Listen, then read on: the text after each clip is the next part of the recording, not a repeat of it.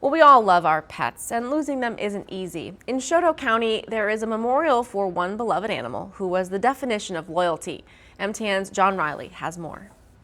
In Fort Benton, on the banks of the Missouri River, lies a shrine to a sheepdog named Shep. On it, a plaque reads, "Forever Faithful." The Border Collie mix found his way into town in 1936, following his master, who'd become ill and taken to St. Clair Hospital. Unfortunately, a couple of days later, that sheepherder died, and the dog followed the box, the coffin, as they took it up on the hill and loaded on the Great Northern Railway and shipped it back east to the family. People that day recalled the dog whining as the door shut and the engine pulled away from the station.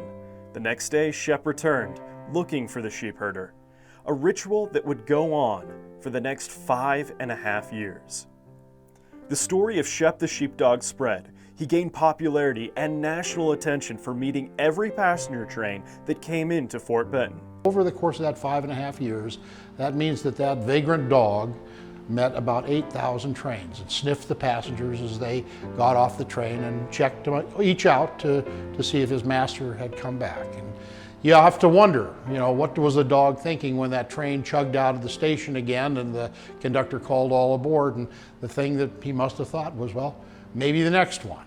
Shep was not a young dog when he first arrived into town, and after 5 years he'd become hard of hearing and was no longer agile. On January 12, 1942, he slipped on the tracks and was hit by a train.